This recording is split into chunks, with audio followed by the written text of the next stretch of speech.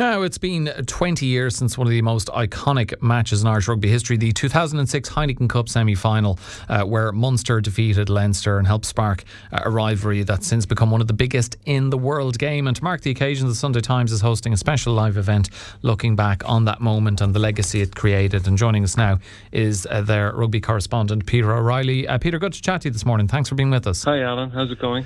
Very well, and I know there'll be plenty of our listeners keen to relive that day at Lansdowne Road, but maybe can we go back to before it, because I guess part of, aside from Munster winning and eventually going on to win their first Heineken Cup, it seemed like the culmination of a journey. And maybe talk to us about the kind of where that rivalry was at even less than a decade beforehand. It wasn't Lansdowne Road, and it wasn't in front of 40,000 odd people that Munster used to play Leinster.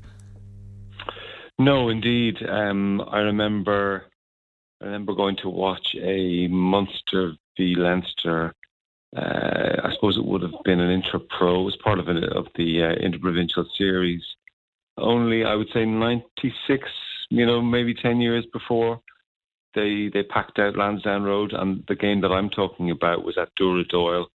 And I'm guessing there was about 350 people there. And the game had gone professional at that stage, and this theoretically was I suppose, a trial match, if you like, for Ireland selection. Yet the two brands, that word wouldn't have been used at the time, but the two teams hadn't caught the imagination of the wider public. And I suppose what was really significant about what happened during the noughties was that Munster's journey in particular towards winning that first Heineken Cup, it drew in loads of sports fans, people who might previously have thought of rugby as being a bit exclusive or elitist or something like that. They could see that Munster was for everybody. It wasn't just for people from Munster either. There was all fans from other parts of Ireland who were drawn in by the magic up there, sort of journey through Europe. And it was a pleasure and a privilege to be able to follow that and to write about it. And we're talking about fans from other parts of Ireland getting behind Munster, Peter, and I have to say, including my own parents, who are part of the Leinster contingent. People from Leinster who are proud to wear the red jersey. I guess I know for my parents, they were attracted by the whole story, as well as the passion of the Munster following, but that story as well, and Munster really, even not just the first Irish province, but out of any team in Europe, to have a kind of love affair with the European Cup, the Heineken Cup, and they helped, I guess, their journey and ultimately winning the 2006 title. Really kind of added to, there was an attraction to all of that. Yeah, there was, and part of it was because they had to work to get there, and they had numerous near misses, and they would claim injustices along the way, refereeing and touch judging decisions that didn't go their way, and all that sort of added fuel to the fire. And there was also something about the Munster fans getting on board. It became a sort of a cultural thing, Now, I suppose it's worth remembering that in the early noughties, it felt like everybody had a few bob. This was kind of Celtic Tiger era, and people seemed to be able to afford to follow Munster down the south of France, and they gave us some fantastic days out. And they also, how the Munster fans made it to some of those big games down in the south of France became part of the whole odyssey, which was great crack as well.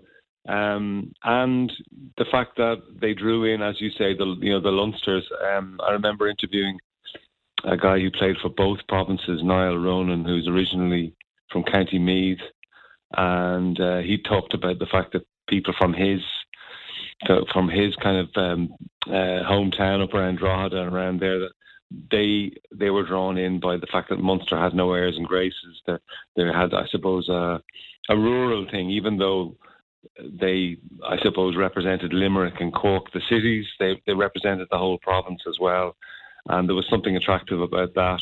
And some of the characters, there were some larger-than-life characters on the team. You think of like the number of guys from that team who've gone on to be high-level coaches like O'Gara and O'Connell and all these guys. So there were strong characters in there, and there were guys who were less, I suppose, conspicuous, but they also had interesting stories to tell, like John Hayes, who came from a GAA background originally. Those sort of things all added to the fabric of the story, and like I say, it drew everybody in. The standing of Munster versus Leinster, Peter, even in terms of crowds, we've seen for a number of years now those games happening at the likes of the Aviva Stadium and Croke Park and elsewhere. How does it compare worldwide? Because they say it seems as if they attract bigger crowds than even some of these South African derbies or big games down in Super Rugby in the Southern Hemisphere. Yeah, from those, I suppose, those humble beginnings in Duradoyle. I mean, I remember the lead up to the big game in 2006, the semi-final. We tried to look back at previous games from that era between Munster and Leinster and get the people who were involved in those games to talk about them. But really, there was no heritage to talk about. Now, if you go down to South Africa, they would talk about the rivalry between Northern Transvaal and Western Province, and that's over 100 years old. And in England, you had West Country derbies like Gloucester and Bath. You had huge rivalries between clubs in the south of France. This was kind of even though the provinces themselves were ancient, as rugby entities, it was a new thing, but it just grew really quickly because I think there's not a lot of professional sport on the island of Ireland. There was a constituency, especially in Dublin, waiting to explode.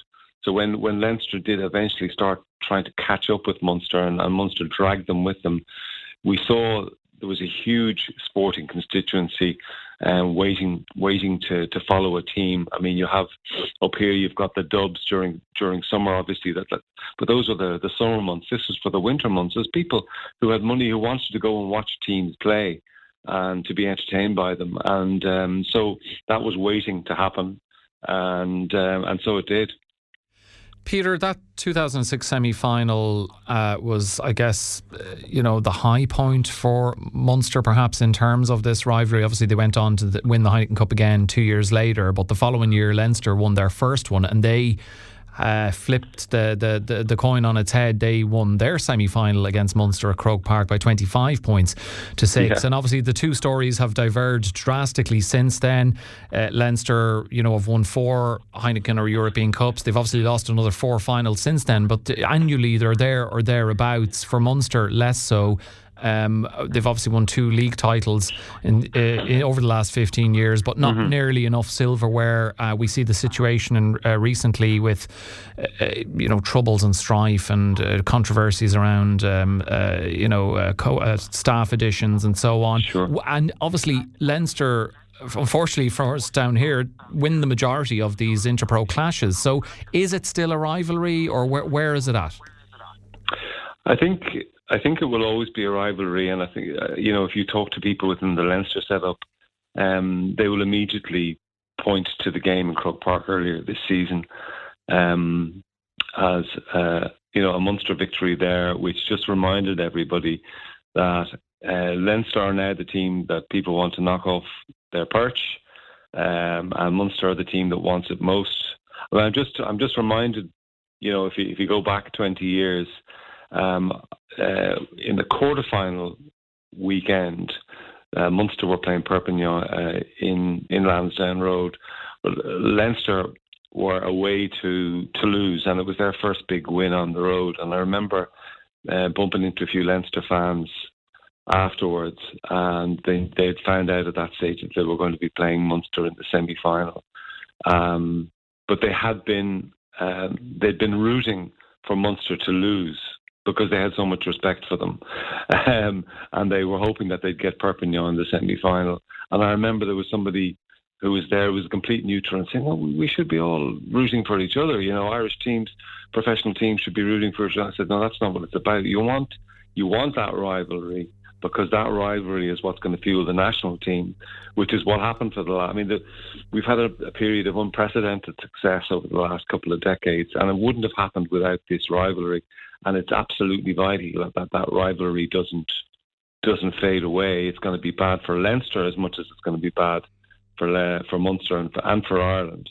So that victory in Croke Park, even though it was a bit of a false dawn and the season hasn't panned out as Munster fans would have liked, it's still there. And I suppose it's incumbent upon everybody involved in running the game in Ireland to ensure that that Munster keep producing as many players as possible, and that they stay competitive, and that they remain Leinster's biggest rivalry, I should say, because that's, like I say, it's the fuel that runs Irish rugby. Yeah, we certainly want them to be as competitive as possible. Look, the event is happening at the Wanderers FC Clubhouse at the Aviva on Thursday the 14th of May from 6:30 to 9:30, and Shane Horgan, Reggie Corrigan representing the blue side, and Alan Quinlan and David Wallace with you as well, and for Munster, and I'm sure there'll be lots of great memories as well. The Sunday Times rugby correspondent Peter O'Reilly. Peter, pleasure having you on. Thank you so much. Thank you very much. Cheers, Alan. Peter O'Reilly there with us on Morning Focus.